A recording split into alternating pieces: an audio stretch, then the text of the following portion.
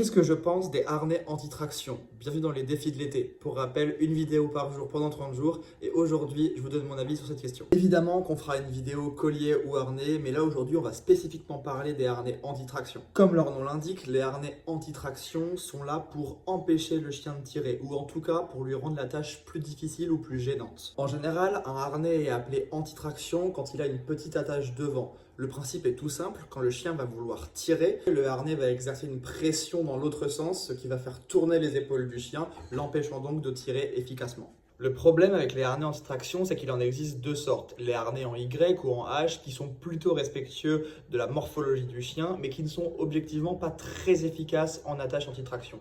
Il y a aussi les harnais anti-traction en T, qui eux sont beaucoup plus efficaces pour empêcher le chien de tirer, car très souvent, en plus de la boucle, on a deux attaches sur le côté et une lanière qui va venir se mettre sur le côté et ainsi vraiment faire en sorte que le chien se tourne et il va avoir beaucoup plus de mal à tirer. Mais d'une manière générale, que ce soit l'un ou l'autre, le mouvement qui est recherché, c'est vraiment celui de rotation des épaules pour que le chien se retrouve presque à devoir faire un demi-tour s'il tourne trop fort. Et ça pose un problème. Ça pose un problème parce que vous le savez, on vous le dit tout le temps et vous le lisez partout, il est important de choisir un bon harnais respectueux de la structure et de la morphologie du chien. Souvent, on vous dira de prendre des harnais en forme de H qui sont bien plus respectueux que les harnais en forme de T. Le problème étant qu'un harnais en forme de T va empêcher un bon mouvement des épaules. Je vous montre d'ailleurs une vidéo qui est super à ce sujet où on voit parfaitement la différence entre un harnais qui est respectueux de la structure et de la forme anatomique du chien et un harnais en forme de T où on voit très bien que ça appuie sur ses articulations.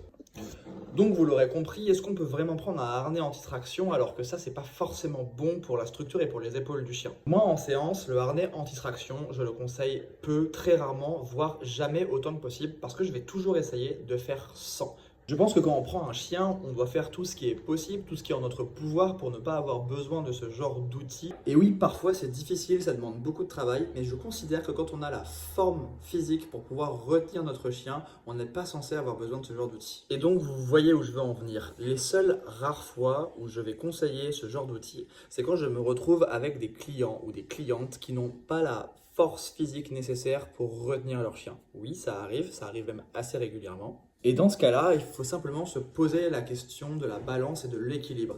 Est-ce que je préfère que ce chien ne sorte jamais, presque plus, que toutes ses balades soient un enfer parce qu'il tire tellement que sa maîtresse n'a même plus envie de le sortir?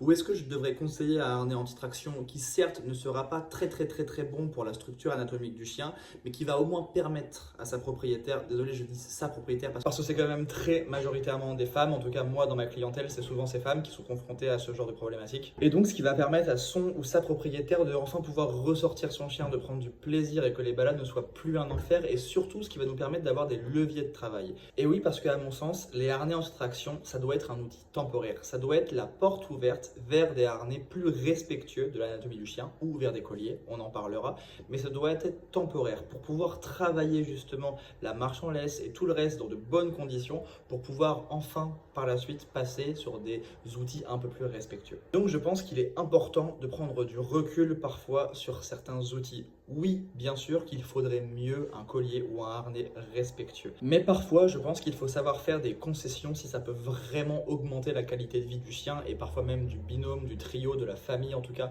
du groupe chien-humain. Je sais ce que vous allez dire, il ne faut pas prendre un chien si on n'a pas la force de le retenir et on ne devrait pas prendre un canet corso si on n'a pas la force de retenir un canet corso. Et en vrai, je suis d'accord avec vous, mais parfois, il y a des rencontres, parfois, il y a des choses qu'on ne choisit pas, qu'on ne décide pas, et parfois c'est là, c'est comme ça, et il faut quand même trouver une solution. Et donc le dernier petit message que j'aimerais faire passer, c'est qu'il faut faire attention de ne pas juger trop vite sur les réseaux sociaux, parce qu'à chaque fois qu'on voit une vidéo d'un chien qui est en harnais T ou en harnais anti-traction, il y a toujours 10 commentaires pour dire attention, c'est pas le bon harnais, attention, c'est pas le bon harnais.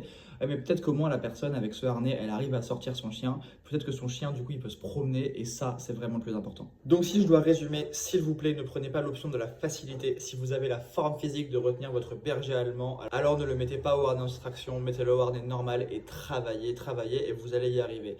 En revanche, si vous êtes désespéré, que votre balade soit un enfer, que vous avez mal au bras et que vous ne voulez même plus sortir votre chien parce que vous avez peur qu'il vous déboîte l'épaule, il existe ce genre d'outils qui sont une passerelle vers des balades plus saines. À très vite.